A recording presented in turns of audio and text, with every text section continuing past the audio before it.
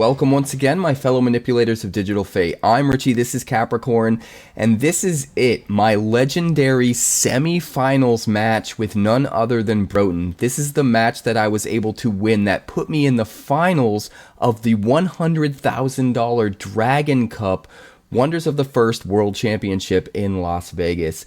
This match was absolute insanity that pushed me to my absolute limits, and it was definitely the hardest game of Wonders of the First that I've ever actually played and managed to go on and win. This game is absolutely crazy.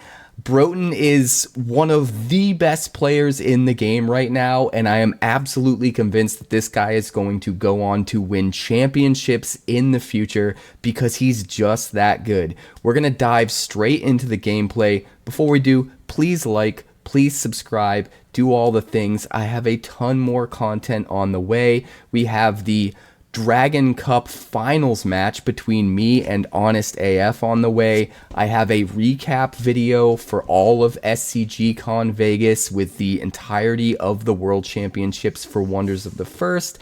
And then I have breakdown videos I'm going to be doing for the top 8 decks in both the Stoneseeker Cup and the Dragon Cup, as well as just my meta analysis and sort of like the state of the game. There's a lot to be excited about with Wonders of the First. This game has absolutely blown me away. We have a new set coming. We have DBS updates coming. Everything is so fresh and so exciting. But this event was the pinnacle. The World Championships for Wonders of the First. This is my top 4 semifinals match against Broten. Congratulations on making it this far, Broten. Let's check out the game.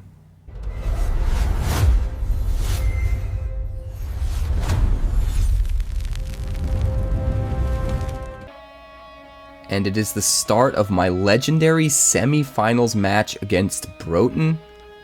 This is the match that put me into the finals in the first ever Dragon Cup for the Wonders of the First World Championship in Las Vegas. This is one of the most difficult matches I've ever played in my life, and definitely the most difficult match that I ever actually went on to win. We're both drawing a hand of 7 cards here. The first realm is unlocked, the first stone is up for grabs.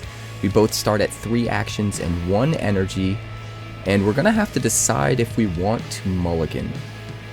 So both of us are going to definitely be checking out our hands and carefully considering what to put back and what to keep. Now, I'm actually taking cards out of my hand right now, deciding what I'm definitely going to keep, because I know I want to throw back 3 cards and get 3 cards closer to all of my important answers in the deck. Broten seems like he's considering his mulligan as well. There are actually many strategies utilized in mulligans. Personally, I really like to throw back the maximum amount so that I'm always closer to all of the important cards I need to find. Looks like Broten has decided to mulligan just 1 card, and I'm thinking carefully about if those 3 are actually the 3 to mulligan. For the first time ever, I actually decide to break my own rule and keep my entire opening hand. I almost never do this. Getting 3 cards and therefore possibly 3 rounds closer to key answers is usually my go-to, but my hand is just too good. So I keep the whole thing, I draw my card for the round, and we begin. I drop a Clear Sky Eerie into Realm 1. Broten responds by playing Sunfire City into Realm 1, gaining access to a Boundless Core, and I follow it up by playing Moonfire Crystal Mouse.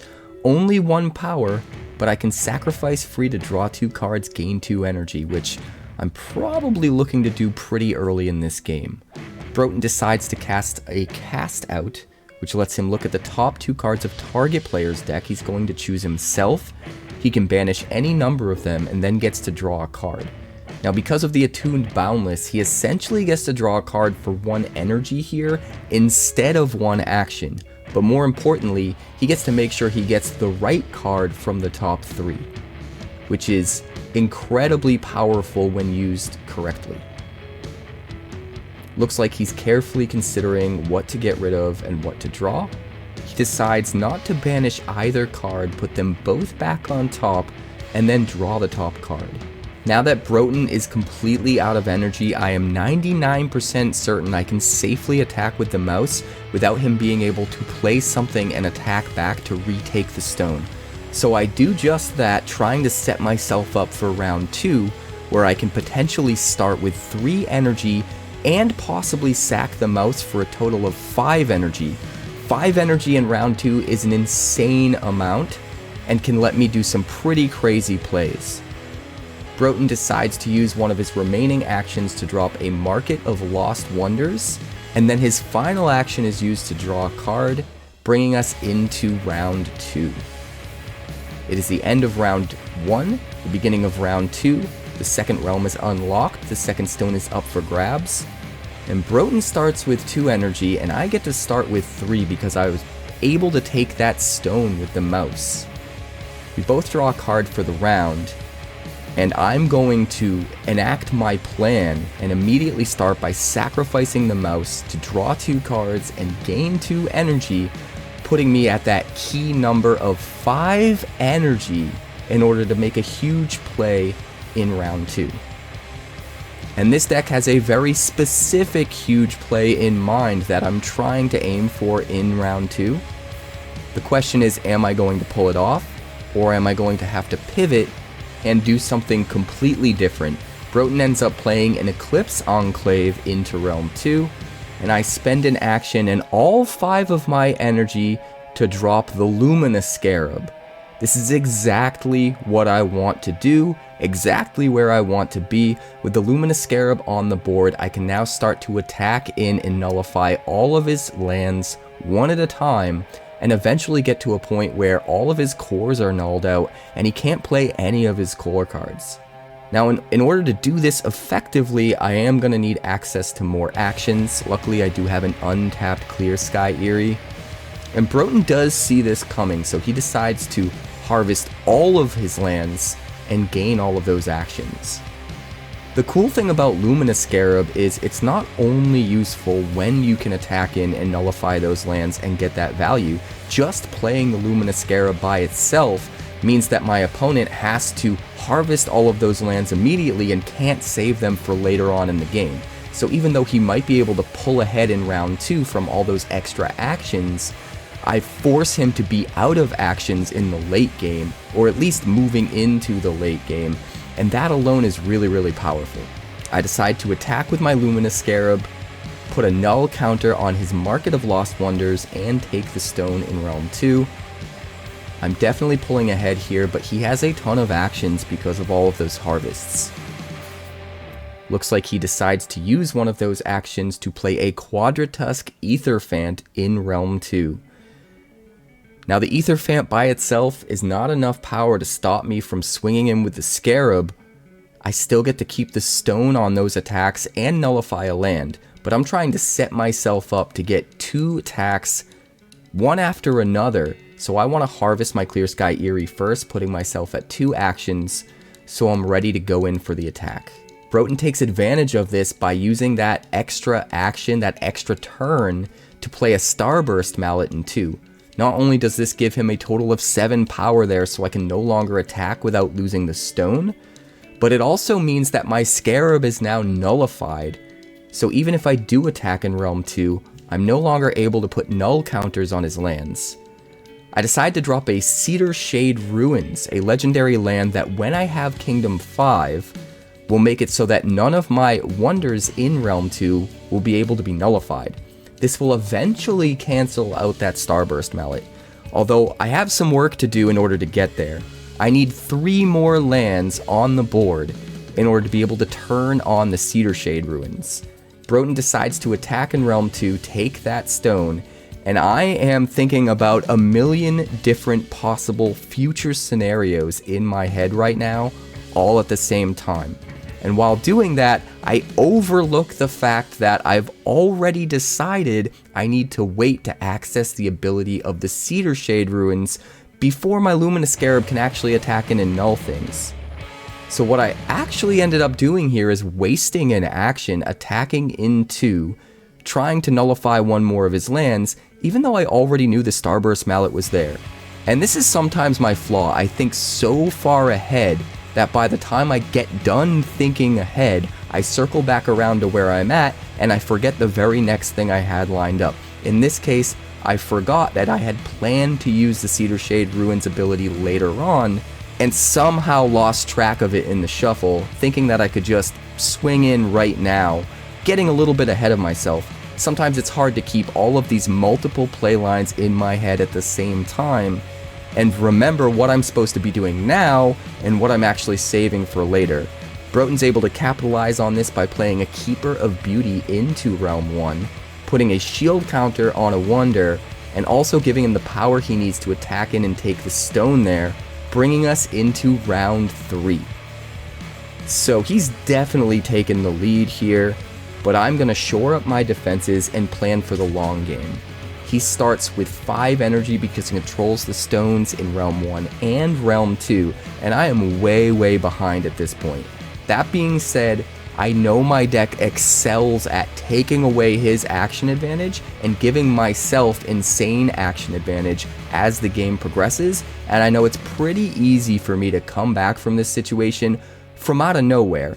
So at this point, I'm trying to kind of make it look like he's got me. You know, he caught me with my pants down, and maybe he has the edge, and sort of let him take the lead and think he's got a huge healthy lead on me so that I can plan to eventually take that back from out of nowhere without him really seeing it coming. So we both draw a card for the round. Broton decides to spend his first action drawing a card, and I'm carefully considering how to navigate the current situation to force him to stay behind in actions and not catch up to me. I have way more cards in hand than him. The other good thing about this board state for me is that I've forced him to use 6 cards in those first 2 rounds, and I only had to use 4, and one of them got to replace some of those cards because it was a mouse and I drew. Speaking of mice, I play another Moonfire Crystal Mouse into Realm 3. Now what this does is put pressure on the stone in 3 so that he can't just leave it undefended. He has to play something in 3, even though I don't really care at the end of the day if I get to attack and take that stone or not. What I want him to do is waste some of his resources putting value into 3, and then I'm just going to sack my mouse to draw cards and gain energy anyway. Once he's dropped some of his value in 3, I can then pivot and put pressure on 1 where he only has 1 power to defend with. And that's exactly what happens. He drops a Starbound Colossus into Realm 3, probably his biggest nasty in the deck, a 3 cost with 3 power. It can't be banished, and it gets +2 power for each wonder in banishment. That thing eventually wants to become super huge over the course of the game. And now that I've successfully baited him to dropping it in Realm 3, which isn't nearly as important as Realm 1, I can start to enact the rest of my plan. Both players are carefully looking over their hands, trying to decide how best to line up their plays for the rest of round 3. And I'm trying to decide if I actually want to pop the mouse now or save it for later. Even though my end goal game plan is the same of trying to pivot into putting pressure in Realm 1, I don't necessarily want to jump the gun. And I don't need the energy from the mouse. I decide to drop an Eye of Petria, which is only going to cost me 2.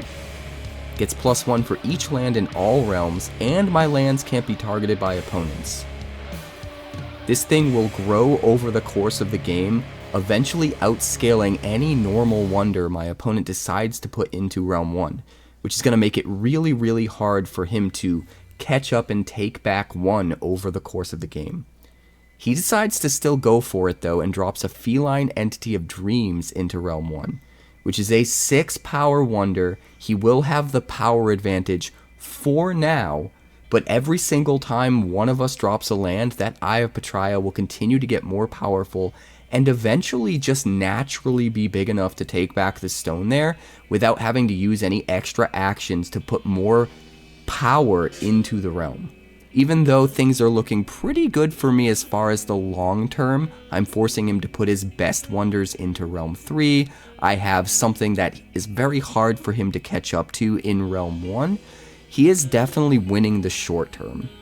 Having 2 stones, getting that huge energy advantage going into round 4 is going to be hugely detrimental to me being able to catch up to his board state sooner rather than later. And I definitely want to try to get ahead now and not necessarily wait until the last minute. That being said, we are going to go into round 4. We'll both be back up to 3 actions. He will have a whopping 6 energy to my 4 energy because he does control those 2 stones. And I still have a whole lot of catching up to do, technically, in the short term. Although I'm pretty confident that I have plays lined up for the long term that are going to way outvalue Broten and be able to put me way over the top. So we both draw a card for the round, and Broten gets to start. And the play he decides to make right here is going to put a huge speed bump right in front of me for the rest of the game. He decides to play Cast Out. It only costs him 1 energy and no action. He's going to look at the top 2 cards of his own deck. He gets to banish any number of them, put the rest back on top, and draw a card. He decides to banish a Pastel Bloomdrake, which is the ultimate card to banish, because if it would be banished from anywhere, you put it into target realm instead. He gets a whopping 7 power flyer for essentially free, still gets to draw a card off the cast out, and the Pastel Bloomdrake pretty much has protection from being banished, because if I was to use any kind of removal on it whatsoever that would banish it, he just gets to move it to any realm he wants instead. Absolutely insane play, and now I have a huge uphill battle to try to get to where I want to be in this game. I end up dropping a Glacium Keep. I know full well that I need to build up an action advantage in order to make up for the fact that he has a huge flyer that can pretty much take stones in combat at a 50% action cost reduction, because it can just move to the realms he needs it to be in to just attack and take stones there without having to commit other actions to play other cards to do it. What a crazy, crazy board state, and I definitely have my job cut out for me. Broten's carefully considering his hand. I am also carefully considering my hand. I have a lot of work to do. Taking a look at that Starburst Mallet, making sure that it has to be equipped in order for it to nullify things on my side. So if I was able to take out that Quadratusk Aetherfant, I would be able to turn off that nullification and get access to my Luminous Scarab again. That being said, because I just dropped the Glacium Keep, I'm now up to 3 lands. So at the same time, if I happen to get 2 more lands out, I can also turn on that Cedar Shade Ruins Kingdom 5 ability, the one that's in Realm 2, so that all of my wonders in Realm 2 can now not be nullified, and that would also free the Luminous Scarab from the grasp of the Starburst Mallet. There's a lot of potential playlines to get to where I want to be in this game, but that Pastel Bloomdrake definitely throws a wrench into the mix. Not entirely sure what to do next. Broten has a huge lead, and the crazy part is it didn't even cost him all that much energy to do that. Cast Out took no action whatsoever and only 1 energy. Absolutely insane play. The question is he going to commit to doing attacks and taking those stones now, or wait until later? I decide to spend an action to draw a card. Broten decides to also spend an action to draw a card as well. We're both digging for answers, or answers to their answers. We're both thinking so many turns ahead at this point, and it's kind of crazy. I decide to harvest my Glacium Keep, go up to 2 actions. And now it's to Broten. Broten only has 1 action left, and because I forced him to tap out all of his lands, harvest all of his lands in round 2, he doesn't have any built up potential actions in untapped lands the way that I do. This is all a part of my plan and how I'll try to take this game back from an absolutely insane board state that Broten has. I decide to drop a Sirius, leaving me with only one action and spending the rest of my energy, and even though his ability is nullified right now because of the Starburst Mallet, I'm not worried about that. I put him in 2, and I know that I now have 10 power to my opponent's 7 in Realm 2, putting me ahead. This means that Broten has to commit more resources to 2 in order to slow me down.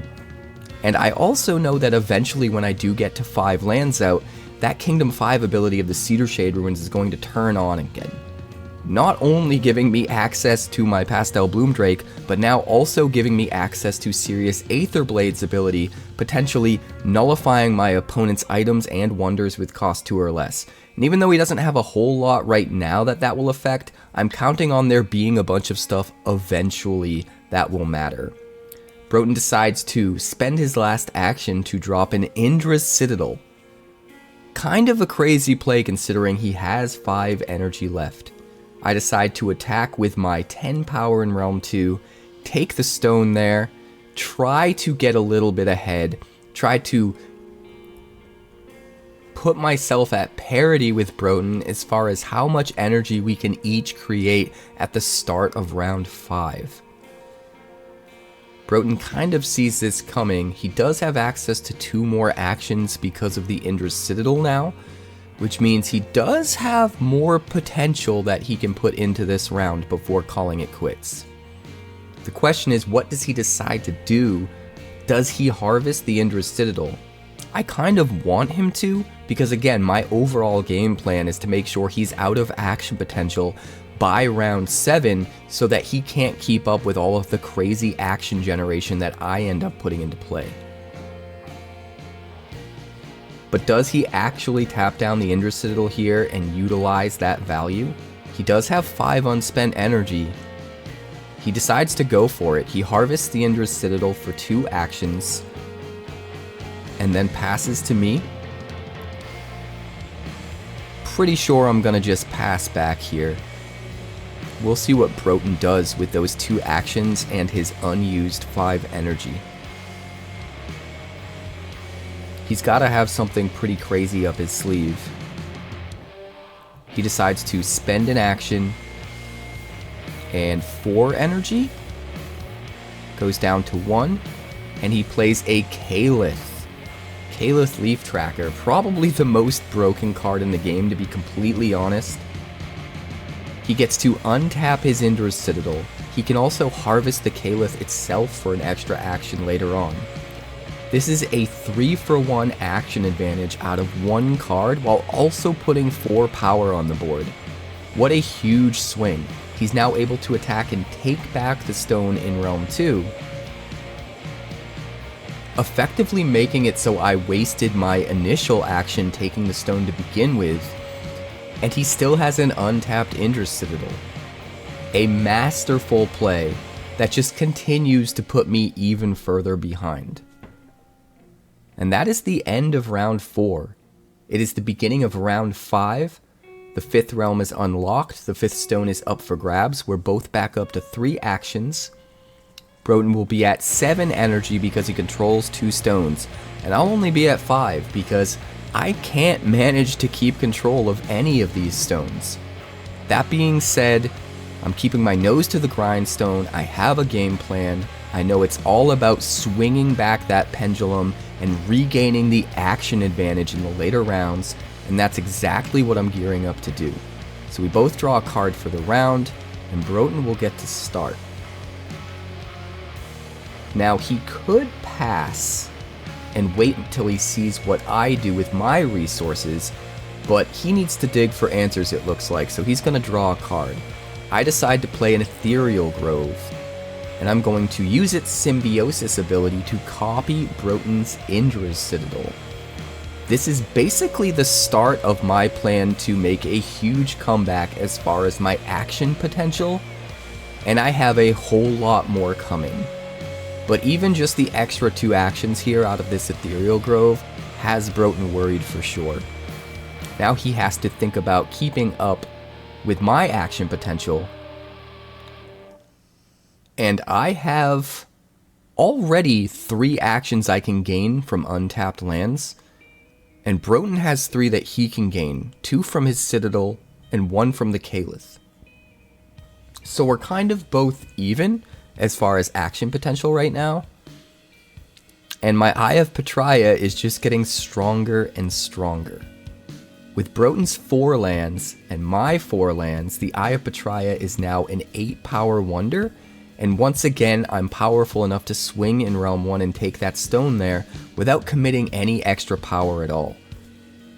Broten decides to draw. And I still have actions left. Looks like he's going to make a play.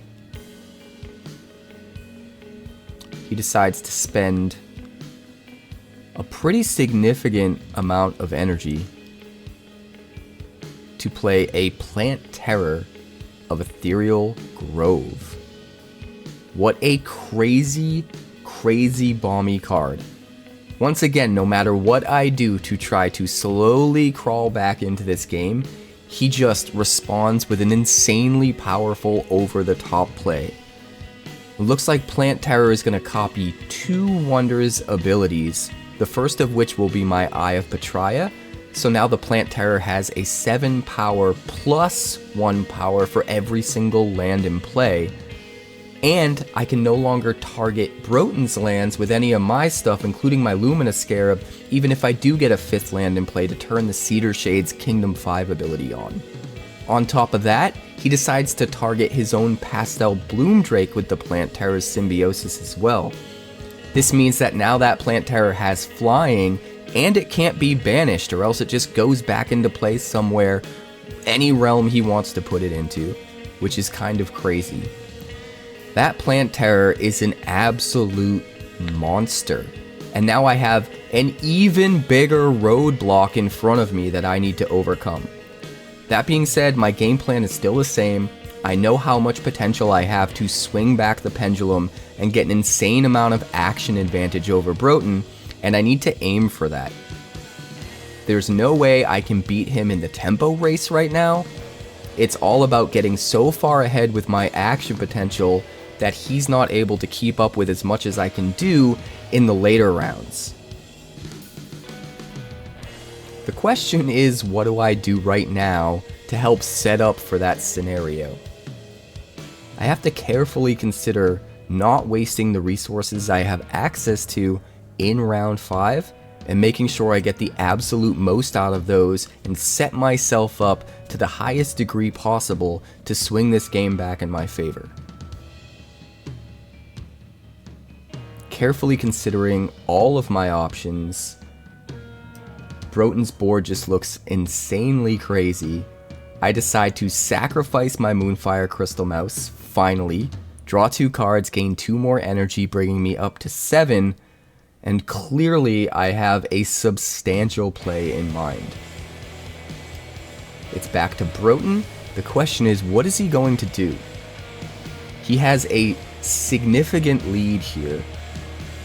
Does he continue to put even more pressure on me? He decides to pass and see what I do with my extra action. But I decide to harvest my Ethereal Grove as an Indra's Citadel for 2 extra actions. That puts me at 3. More than likely, Broten does not want to use his Indra's Citadel if he doesn't have to. Or his Caliph for that matter. He's got 1 action left. And he probably wants to just pass and see what I do with my resources before committing to his own playlines. That being said, he's carefully considering whether or not he should actually do that. One thing to note is, in the top 8 for a big tournament like this, the matches are untimed, so we have as much time as we need to consider all of our options. He decides to use his final action to play a Sunfire City in Realm 5, giving himself more action potential in the late game. You definitely want to wait as long as possible to harvest the Sunfire City, in case your opponent has a way to steal your cards. If it's the last land you have untapped, you can get your stuff back, which is really, really important. Some very important key cards in this tournament revolved around taking your opponent's stuff. And finally, I decide to drop my own Kael'th Leaf Tracker, untapping my Ethereal Grove, giving me access to 3 actions from out of nowhere. This is very similar to the value that Broten originally got when he played his Kael'th, and I am absolutely trying to set myself up to have an action advantage compared to him.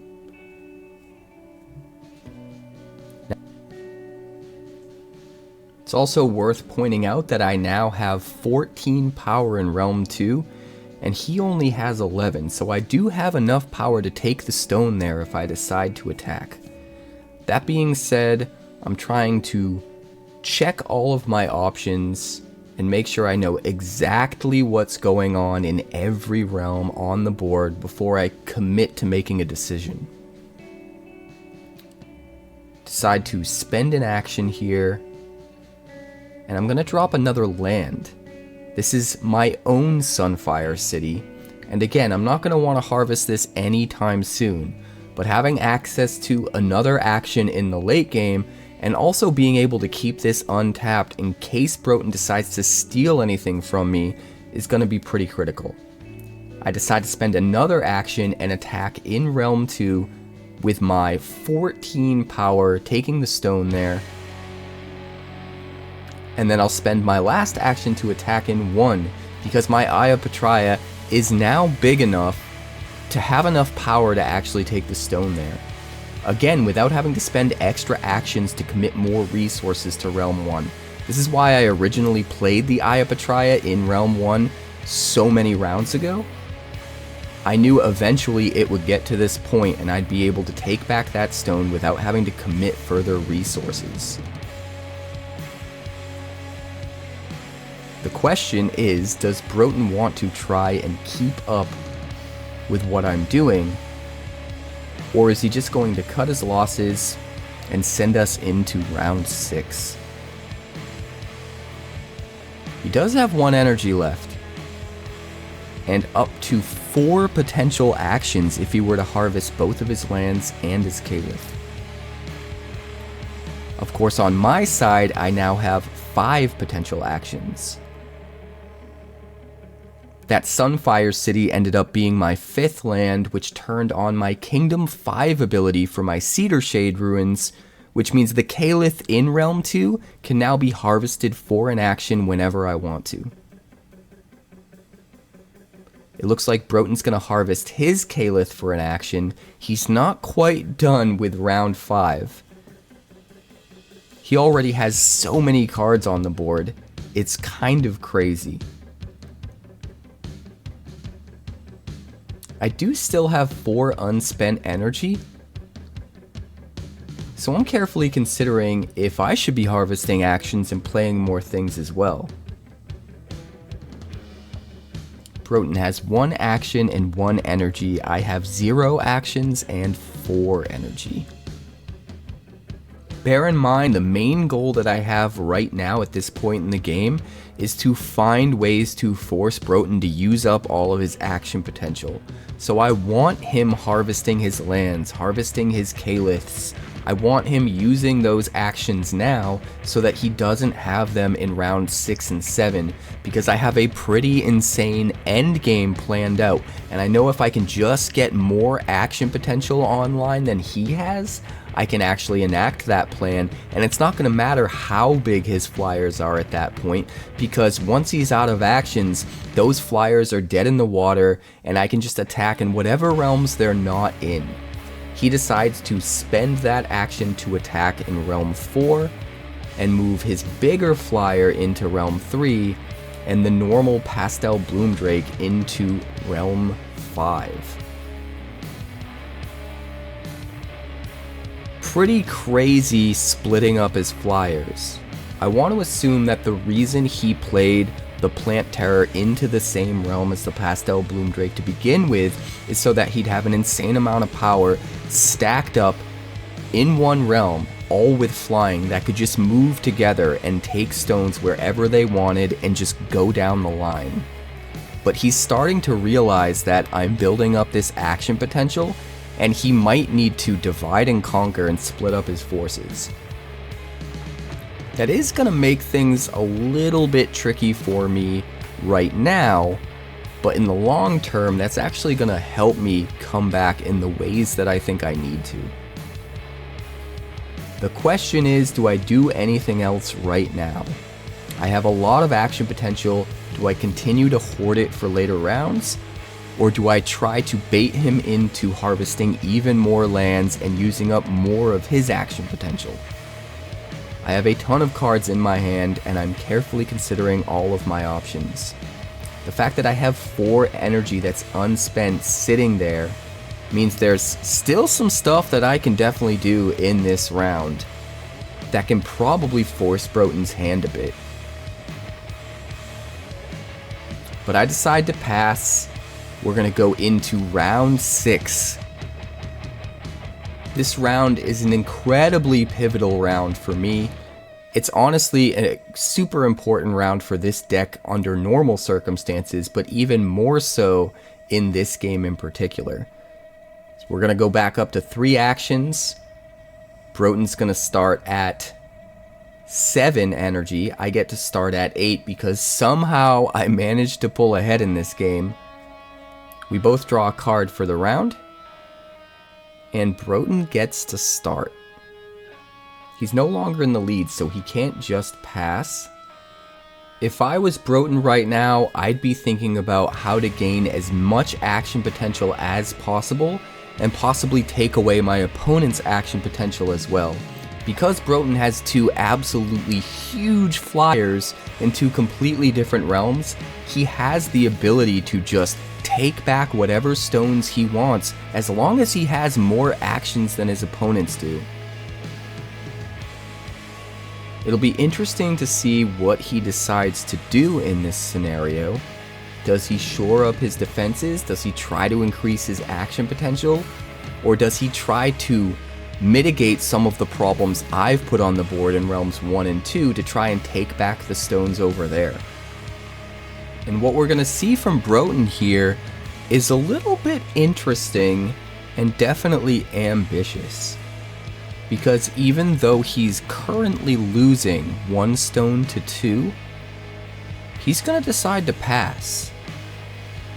Normally you would never do this if you're in the losing position, because I could just pass and we could go straight to round 7.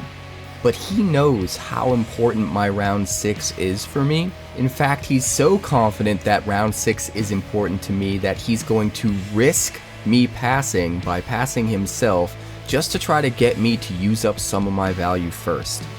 And he calls my bluff. I end up dropping an Indra's Citadel, I don't pass and bring us to 7, and then it's back to him.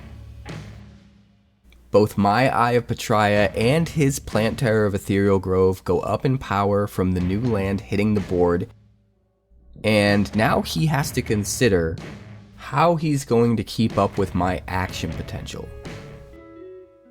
He decides to spend an action to draw a card. He's definitely digging for answers, or if not answers, just maybe action potential of his own. Again, he knows that round 6 can be incredibly powerful for me, incredibly swingy and come out of nowhere. The entire Mythic Knights team has done their homework and know exactly what they're up against here.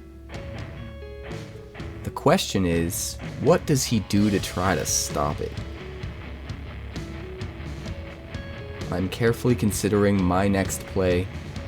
Again, this round is incredibly crucial for me. So I have to make all of the right plays just right without wasting any actions whatsoever if I want to have a chance to catch up. I decide to harvest my 𝐾𝐻, giving me another action. And it's back to Broton. Now again, what I'm trying to do here is to bait him out. I want to drag this round out as long as possible, force him to use up as much of his value as possible before I drop my huge plays. If he's out of energy when I drop my big threats, he won't have a way to answer them, at least not this round. If I can also subsequently make him tap out some of his lands and run him out of some of his action potential in the process, that's even better for me. But sometimes harvesting just one source at a time is kind of a way to almost pass without actually passing. You don't give your opponent the opportunity to pass and end the round, but you do constantly put the ball in their court and hopefully get them to commit more resources while you still have most of your resources left to use. And it seems to be working. He decides to spend an action and some of his energy, and he's going to drop 𝐅𝐻𝐵𝐾𝐲. Now, one thing that you should note about 𝐅𝐻𝐵 here is even though he's attuned Patraya, you have to have a Patraya land in order for the attune to turn on. He does have a core and a link because of 𝐾𝐳, but he doesn't actually have a Patraya land, which is why it did cost him an action to play the 𝐅𝐻𝐵. That being said, it's still a very powerful play. Now he has enough power in Realm 1 to swing things in his favor there, potentially attack and take the stone there later on. But he also has the ability to use 𝐅𝐻𝐵𝐾𝐲's tap free at some point to give anything -5 and anything else +5. He effectively swung the math in 3 different realms at the same time. Absolutely insane card. That being said, this is exactly what I wanted him to do, is commit to something big that used up a lot of his energy, and now that he has very little energy left, I can be more sure that he doesn't have an answer for my value play. And I absolutely have a pretty big play coming. I'm waiting for just the right moment to drop it, and now that his guard is down, that might be happening pretty soon. That being said, I'm going to draw a card first. And it's back to Broten. Does he actually do anything here, or does he pass? We've seen a trend with Broten that if he's ahead and he's down to 1 action, he'll typically pass. Wait and see what I do. That being said, everything that I'm trying to do this round is trying to get him to run out of those actions, get him to run out of energy, just run out of resources in general.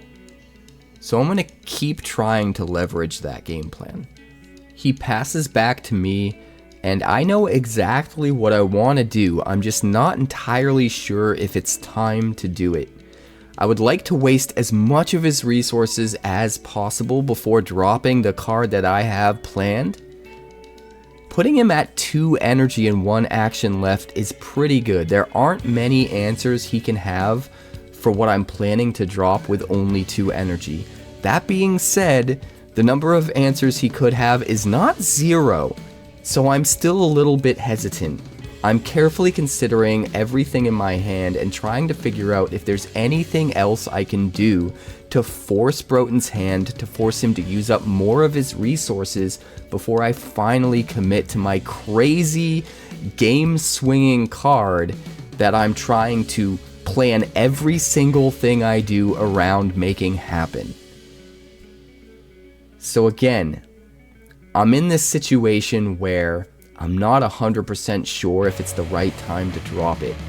That being said, 2 energy isn't a whole lot. There aren't a whole lot of answers he could have, and I don't want to waste too many actions dirtling, drawing cards, or just trying to bait him out with inconsequential plays, because I don't want to use up extra action advantage I could have saved for round 7. So there's this interesting balance you have to find about when you finally pull the trigger. And I'm realizing it's right now. I drop Blazafell. 8 cost, 9 power, has a tap action ability to be banished, and target player loses all energy and actions. Everything I have done so far in this game has led to this point. I've tried as hard as I could to run him out of action potential, to run him out of energy potential. More than likely, he does not have an answer to 𝑏𝑙𝑎𝑧𝑏𝑐ℎ right now that's going to cost him 2 or less energy. More importantly, if I can just take the stone, be the last person to take a stone in round 6, I can assure myself that I get to start round 7, take the first action, and immediately use the 𝑏𝑙𝑎𝑧𝑏𝑐ℎ to drain Broten of all of his actions and all of his energy, so that he basically doesn't have a round 7 at all. If I can pull this off, the game is essentially mine, especially with all of the action potential that I have built up. That being said, he does still have 3 more actions he can harvest, and as you'll see soon enough, round 6 is far from over. He needs to desperately make sure that I can't take the last stone this round if he wants to have a fighting chance in 7. As long as he gets to start round 7, he can use his first action to play a removal spell.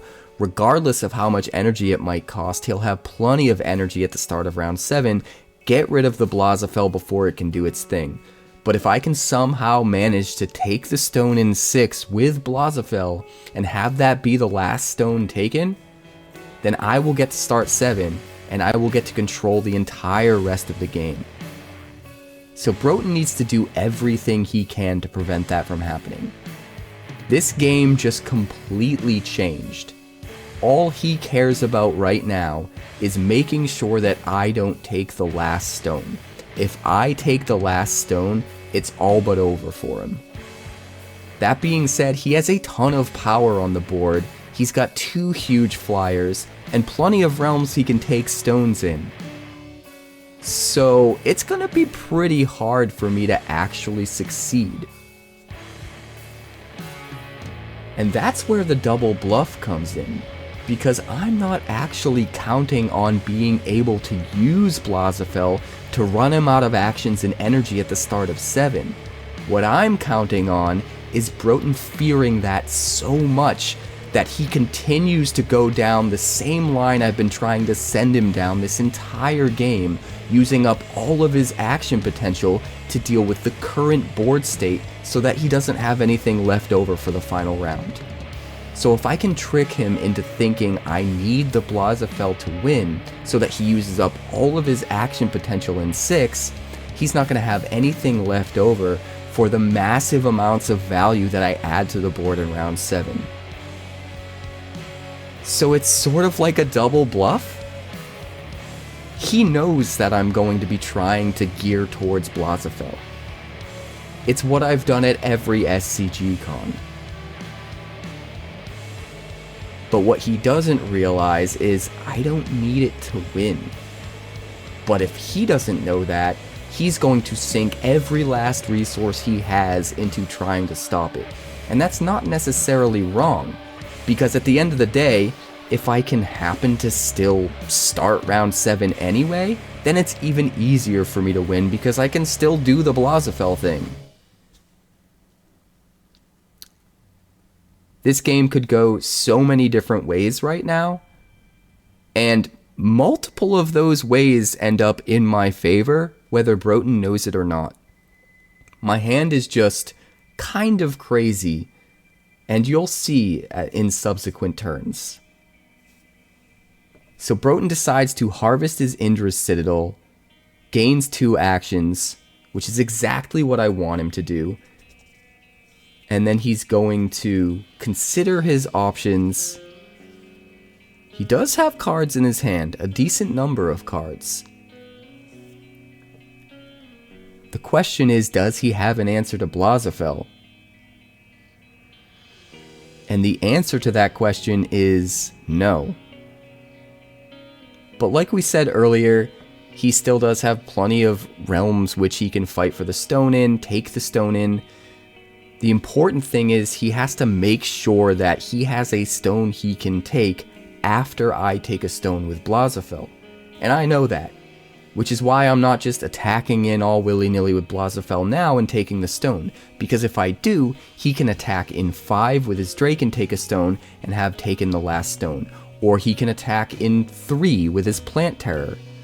He has multiple options as far as taking stones on his side, and I can't afford to take my stone with 𝑪𝑍𝑵𝑏 until he's out of actions. Otherwise, he just takes a stone after me and he gets to start round 7 no matter what. And this is a perfect example of how crazy this game gets at the upper tiers of competitive play, where both players have to think multiple actions ahead at all of the potential outcomes, all of the potential answers. It's like chess in that you have to think so far ahead, but at the same time there are surprise unknowns because of the cards in each player's hand. The directions that this game could go are utterly crazy, and Broten knows it, and now he has to just make sure that he's the last person to take a stone. He's carefully checking his cards and trying to think ahead multiple actions in advance of how to end up where he wants to end up. And all I really care about is that he uses as many actions as possible so that he has nothing left over for round 7. Is he going to be able to pull it off? Looks like he's thinking about dropping a card, and he decides to pull the trigger. He plays a 𝐻𝐴𝑑𝑟𝑎𝑐ℎ 𝐿 in realm 6. This is not enough power to stop the 𝑪𝑍𝑵𝑏𝑐ℎ, but he knows that if he attacks in 5 with his Drake, he can take the stone there and then move the Drake into 6 and have enough power to defend. I'm going to harvest, gain an action, and it's back to Broten. Again, I'm trying to just slowly bleed out his action potential. That is my entire game plan. And now that he has the 𝐻𝐴𝑑𝑟𝑎𝑐ℎ 𝐿 in 6, seems like he's getting cold feet about whether he should actually attack with the Drake and move in. If he does, and I'm somehow able to play a small little wonder, even just 1 power to realm 5, I can take back that stone there after he's already flown out. So he's trying to wait as long as possible to do it, just like I'm trying to wait as long as possible to attack with 𝑪𝑍𝑵𝑏𝑐ℎ.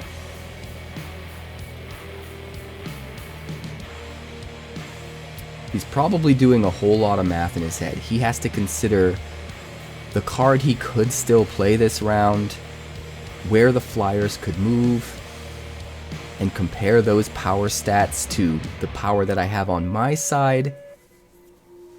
Most importantly, he has to make sure that he takes the last stone. That's all that matters. And it looks like he's made a decision. And he's made a really good decision because he decides to attack in realm 1.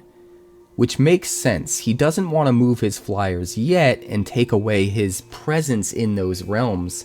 He wants to save that for last, so attacking in the realm where nothing moves and you still have an action left over to potentially attack with your flyer later on is the right play. Now I have to take a stone or else he gets to go first in 7, but if I do take a stone, he still gets to take another stone with his flyer and then move into 6. Very, very smart on Broten's part. He's playing this round perfectly.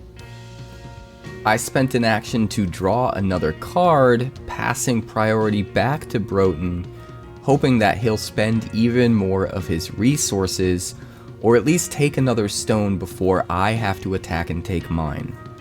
The problem is, now he's set up in a position where if he takes the stone in 5, he can fly that Drake into 6, and have a total of 12 power there, preventing me from being able to attack with 𝑪𝑍𝑵𝑏𝑐ℎ and take the stone in 6. That being said, he doesn't know what else I have in my hand. And I'm specifically trying to keep it as a surprise. If I can force him to use up all of his value on the 𝐻𝑉𝑒𝐿, just trying to stay ahead of the 𝐻𝑉𝑒𝐿, he has no idea about the rest of the value I'm about to unload.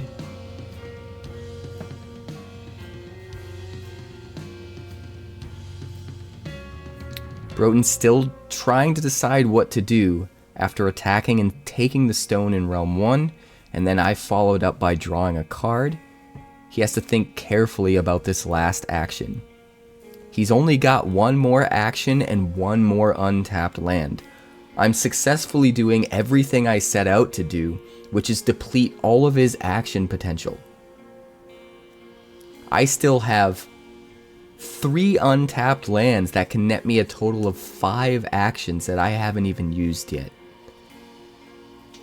And he decides to go for it. He attacks in realm 5 with the Pastel Bloomdrake, takes the stone there. The question is, does he fly it over into 6? He kind of has to. If I get to attack with 𝐻𝑉𝑒𝐿 there, I get to start round 7 and it's all over. So he does what he absolutely should do, takes the stone in 5, moves into 6 to protect it, and I see my opening. I harvest for 2 actions, I spend an action to draw a card, and now I'm ready to drop my next play, which is a Glacium Keep, untapping my previously tapped Glacium Keep because this is the 3rd Thalwind land that I've played. So I now have 1 action left, and I still have a whopping total of 5 potential actions that can be harvested. And because I played another land, my Eye of Petria gets even bigger. I'm going to spend my last action to draw again, but I'm not done yet. Broten thinks that I'm completely out of gas. I only have 1 energy left. But what he doesn't know is I've been waiting for just the right opportunity, and to make 100% sure that he's out of gas on his side to play this next card. I'm going to tap the Indra's Citadel, or rather the Ethereal Grove that's symbiosing with the Indra's Citadel, to get 2 more actions, and I'm going to spend one of those actions to drop a Phoenix Quill. Normally this card is used early in the game to try to get extra value out onto the board way earlier than you should. But if you use this Phoenix Quill right during the end of the game, sometimes you can catch your opponents with their pants down. They think you're completely out of value, you can't make any more plays, and then you can use the Quill to get energy so that you can start contributing even more board presence. And that's exactly what I did. I'm going to pop the Quill, gain 3 energy, go up to 4 while I still have an action left and multiple harvestable lands. I'm not going to bury my hand and redraw because I know exactly what I want to play and exactly how I want to utilize those cards to get to the win. And now that I have 4 energy, I'm not done. I've successfully baited out the vast majority of Broten's actions with the 𝐻𝑉𝑒𝐿, and I'm ready to step it up. I have 1 action left and 3 harvestable lands. Broten is completely out of actions and only has 1 land left to harvest. This is the exact position I wanted to be in going into round 7, regardless of whether or not the 𝐻𝑉𝑒𝐿 actually pans out. I love that even when 𝐻𝑉𝑒𝐿 isn't plan A, I can still use it as a tool to bait out my plan B or plan C win conditions. Broten's trying to decide what he should do with the very limited resources he has left.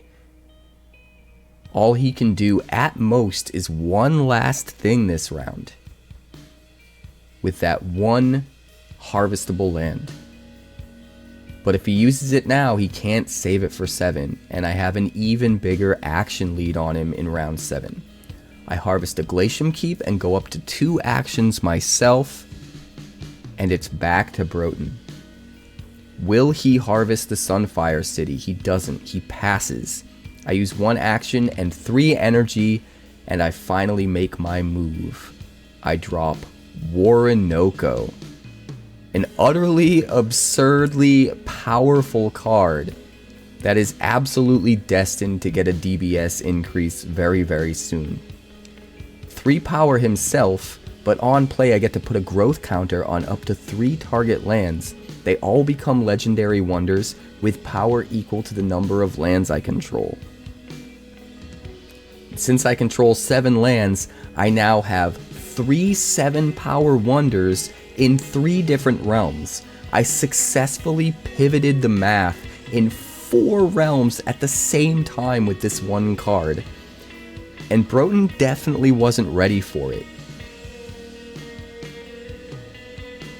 The one ace up his sleeve that he still has access to is the Razia's tap ability. And I think he's thinking carefully about how best to potentially utilize that ability, because that's the only thing he can really use to stand between me and just taking multiple stones right now. And I do spend an action to attack in 5 and take the stone there. Now, I did consider taking the stone in 6 with the Blazafell now, because I have enough power there with an extra 7 power from the growth counter. But what I want to do is I want to try to bait his flyer, in particular the Pastel Bloomdrake, into flying back into Realm 5. So I'm attacking in 5 first, just trying to mess with his head a little bit, hoping that maybe I can pull some of his value into Realm 5, and that I can attack some of the other realms later on. With Orinoco being in Realm 4, I can attack there at any time to take the stone, but he does have a flyer in 3. He could attack and take the stone in 3, and then move over to 4 so that I can't take the stone there. That being said, he doesn't really have a way to stop Realm 1 or Realm 6 right now.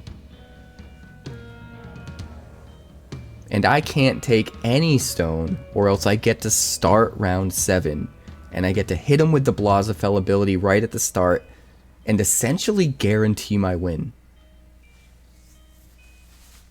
So again, I think it all comes down to correctly using Razia's ability here to prevent me from being able to take the last stone.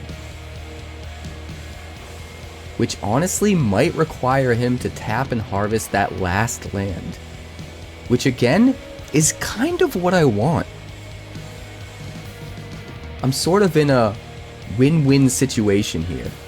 If he can't stop me from taking the last stone, I get to start with Blazafell and pretty much guarantee a win.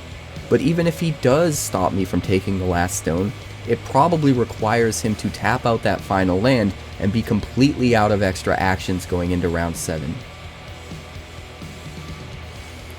He knows this is a pivotal moment in the game, and so he's taking as much time as he needs to think it over and be 100% sure that he's making the right decision. And once again, thank goodness that these games in the top 8 are untimed, because this game is absolutely crazy, and I have no idea what would have happened if we were in a timed match. We're both multiple actions ahead, trying to anticipate multiple possible outcomes from our opponent, and it's absolutely crazy. He's clearly doing a whole bunch of math in his head right now, trying to figure out how to stop essentially 4 realms at the same time.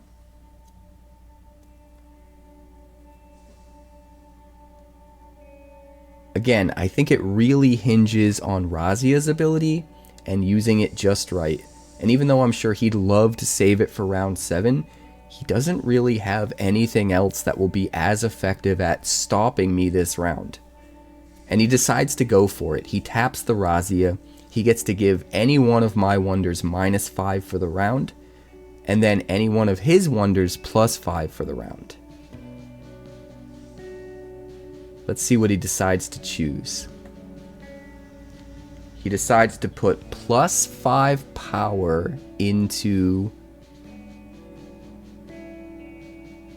the Razzia itself, or into the feline. I guess he puts it on the Razzia. It shouldn't matter too much what you put it on.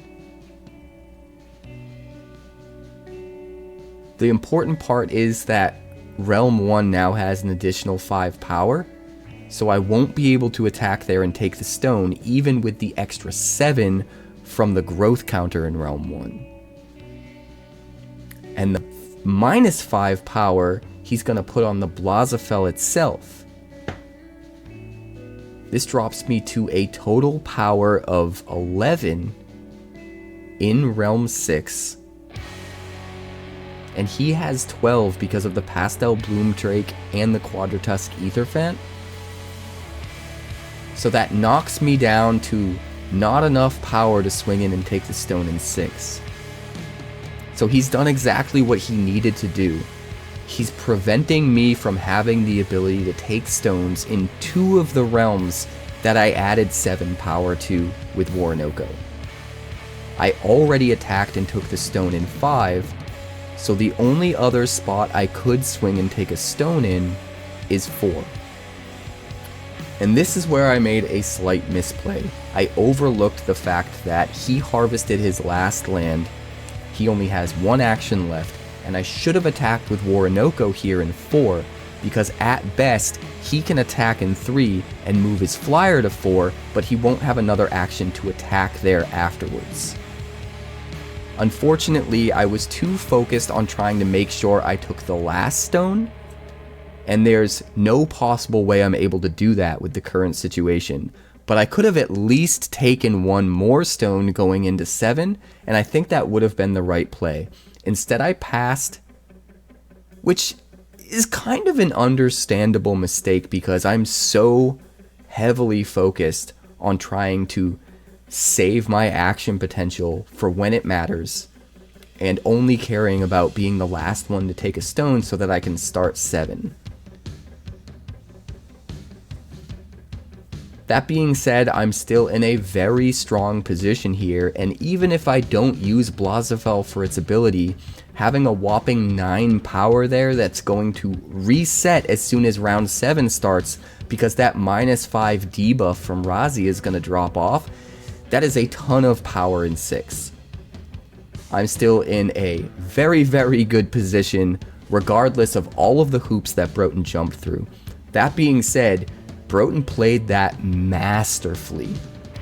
It is absolutely crazy that I was able to drop Oronoco, swing the math in 4 different realms at once, and have more action potential than him, and yet he was still able to make the right plays at the right time to prevent me from taking the last stone. Broten is an absolute monster. And honestly, I think he's going to go on to win championships in the future. But this day belongs to me. We're both considering our options. I do have 2 more lands that I can harvest. He is completely out of actions, completely out of harvestable lands, which is exactly where I want him to be. And I forced him to use up his Razzia, which means he doesn't have that extra value to utilize in round 7. I'm feeling pretty good about where I'm at. I'm not sure if I should do anything else this round, and I want to think it through and be 100% sure before I pass and we go to 7. So I'm carefully considering all of my options, looking at everything in my hand, and just making sure there isn't any value at all being left on the table. The board state is absolutely crazy. And with how bad things looked for me in the first 4 or 5 rounds, the fact that it's this close in round 6 is kind of crazy. But this is exactly what I planned for. I knew I couldn't win the tempo game in those early rounds, and I had to set myself up for the pendulum to swing back in my direction in round 6 and 7, and that's exactly what I did. The question is, where do we go from here? Round 7 is sure to be utterly insane, assuming that either of us can actually commit to moving past round 6. And we do. I pass, Broughton passes, round 6 is over, and it's the beginning of round 7, the final round of the game. We both go back up to 3 actions. I'll be at 9 energy, Broughton will be at 10.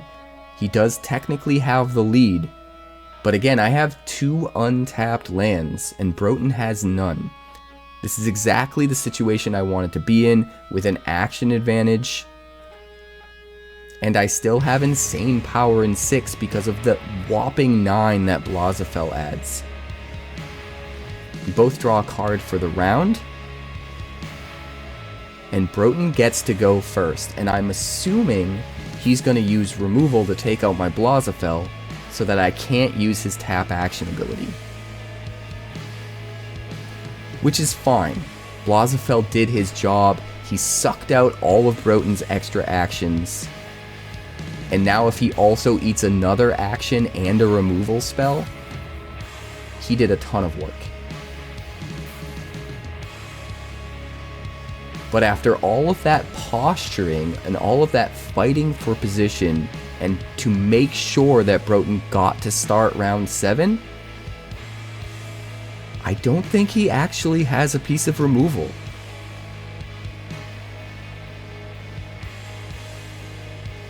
I assume he was hoping to top deck it. He had to make sure he started 7 no matter what, so he at least had the possibility of an out if he top decked removal, even if he didn't have any removal in his hand. If he let me start round 7, it was just over. But it looks like he doesn't have the removal. He would have immediately slammed it on the board and took out the 𝑪𝑨𝑷𝑰𝐄𝐵. The fact that he doesn't means that he's carefully considering his next play, because it could be the last play he makes. If he doesn't take out the 𝑪𝑨𝑷𝑰𝐄𝐵, and I can use its tap action ability, I can take out the rest of his actions and energy, and he won't be able to play anything else for the rest of the round. And if he can't play anything else for the rest of the round, he can't play anything else for the rest of the game. He knows this. He knows he's got 1 play left to make if he doesn't have that removal. And at this point, there's no way he has the removal, or else he would have slammed it already. The question is, what play can he make that's powerful enough that it can push through all of my action potential and still hold the line and get the win? He's got a lot of cards in hand, so he has a lot of options to consider. But what does he actually choose to play? Looks like he might have made a decision here. If you can only play 1 card, and you can't remove the 𝑪𝑨𝑷𝑰𝐄𝐵, it probably makes the most sense to shore up your defenses in realm 1, because that is the tiebreaker stone. And if he can make sure he wins ties, he has a better chance at holding his ground and still eking out the win regardless of my extra actions. Let's see what he decides to do. He's going to spend an action. Is he second guessing it? Is he getting cold feet? I think he knows what he needs to play, but he's second guessing it. He's doing all of the math, checking all of his possible play lines. He does have a lot of cards in his hand, but like I said, if we manage to get the 𝑪𝑍𝑵𝐵 off, he's only going to be able to play one of them. So the question is, what does he play? He spends an action. He's going to spend some amount of energy. He keeps rechecking his cards. This is a difficult decision, and it's a difficult situation to be in. If he can only play one more card because he can't get rid of the 𝑪𝑍𝑵𝐵, that is scary. He decides to play 𝐼𝐼𝐽. Honestly, a pretty good choice if he can only play one card. This almost guarantees that he can outscale my Realm 1 power, because he matches my 𝐼𝐼𝐽 with his own 𝐼𝐼𝐽. And now I pop my 𝑪𝑍𝑵𝐵. Since he didn't have the removal for it, I took away the rest of his actions and the rest of his energy. And he doesn't have any untapped lands because I spent all of rounds 4, 5, and 6 making sure he had to tap out all of his lands. And that was following a round 2 Lumina Scarab that made him tap out his initial 3 lands. Everything went exactly to plan. Other than me not getting to use the 𝑪𝑍𝑵𝐵 as quickly as I wanted to. Just forcing all of his action advantage to just drop out from beneath him, while building up my own action advantage so that I had way more that I could do in the final round. And now there's nothing else that Broten can do for the rest of the game, and it's essentially a game of solitaire. I have to find the right play lines to put enough power in enough realms with enough actions left over to attack so that I can get to 4 stones to his 3. I'm carefully considering every single card that's in my hand, doing the math, figuring out exactly how much power I need in each realm to take a stone there, in order to try and decide where the cards that I have left in my hand best fit, and how most efficiently I can get to a win. It's essentially just a puzzle at this point. Broten has no way to interact with anything that I'm doing, and I just have to figure out the right play lines. I spend an action to play a Market of Lost Wonders in 7. This is going to make all of my lands with growth counters on them bigger. It's also going to make my Eye of Betrayal bigger, but more importantly, it's going to give me access to an extra 2 actions when I harvest it. So I'll harvest it and the Glacium Keep, gain 3 actions, and I still have a ton of energy.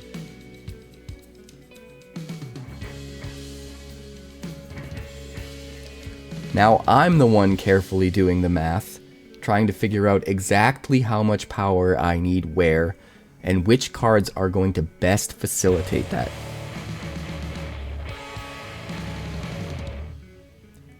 And when you're competing at this level with this much money on the line, you're gonna double check your math. Surprisingly, that Starbound Colossus is only a 7 power. I feel like typically Broten hopes to banish a lot more cards and have that thing be much more powerful at this point in the game.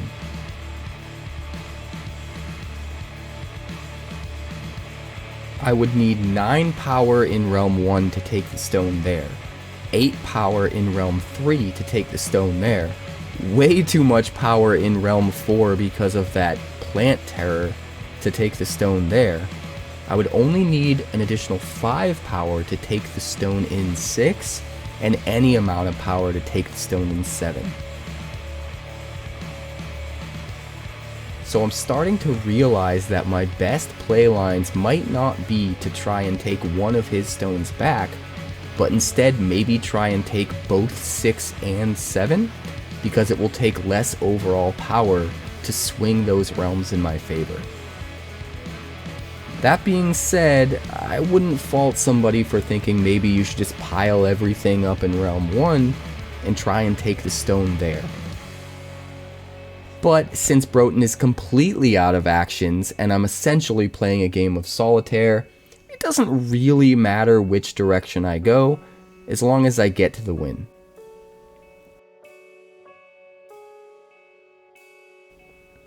So I'm making sure my math is completely 100% correct as far as my growth counters and those legendary wonders that are lands.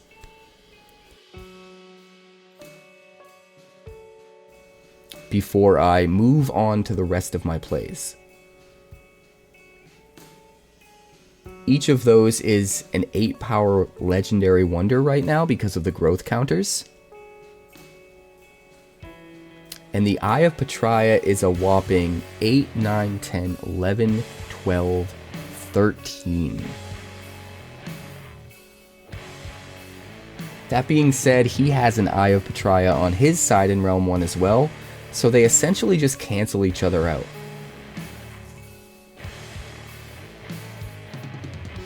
So after looking over my hand, considering all of my options, doing all of the math, I think I figured out the exact play lines that I need to make in order to get to 4 stones. I will spend an action and some of my energy to play the big bad that started it all. We're gonna finish it how we started it. With another Lumina Scarab. And even though we're not able to utilize its on attack trigger at this point in the game, just having 6 power in Realm 6 is more than enough to make sure we can swing the game back in our favor. We only really needed 5 there. So now all we need is enough actions and something in Realm 7, anything in Realm 7. This game has been absolutely crazy up to this point. I think this might honestly be the hardest game I've ever played. Broten is a monster. And all I have to do is bring it home. So I already spent the action, but it looks like I'm doing all of the math just in case before I actually initiate the attack, and then I go ahead and attack in Realm 6, taking the stone. That leaves me with 2 actions and 1 land to harvest. And all I need to do is drop some power into 7 and have an action left over to attack. I spend 1 action, go down to 1, and 3 energy, go down to 1,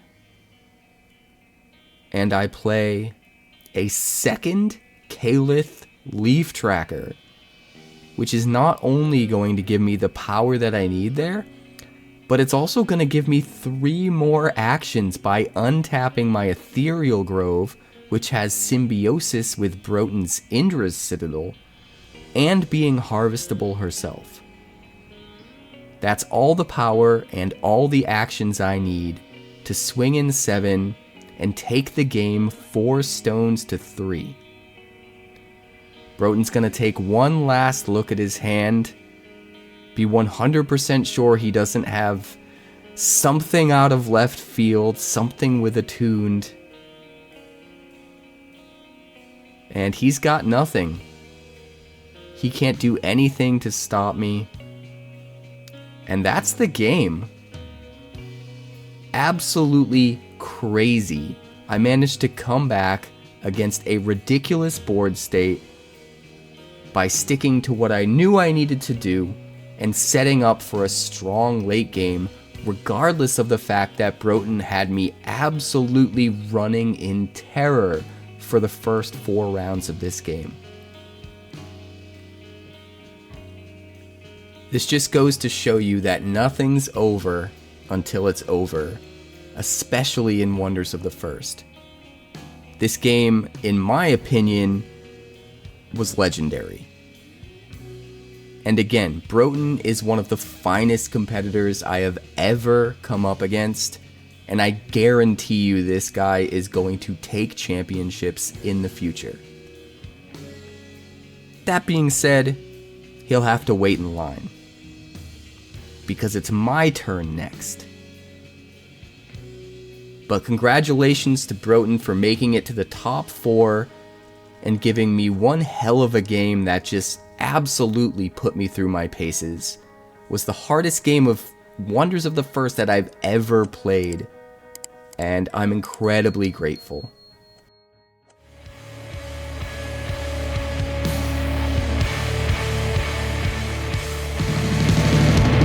Thanks so much for checking out my channel. I'd like to give a huge shout out to all of my patrons over at Patreon. Without you guys, this channel would not be possible, so honestly, thank you from the bottom of my heart for all of your contributions. If you haven't yet, like and subscribe. The more likes we get and the quicker we get them, the bigger this channel will grow and the faster it will grow. I'd love nothing more than this channel to become something very special for you guys, but it's entirely up to you how fast that happens. Also, if you'd like more deck text, that's somewhere over there. And if you'd like to see what else the channel's been up to lately, that's somewhere up that way. Also, subscribe, circle below, do all the things.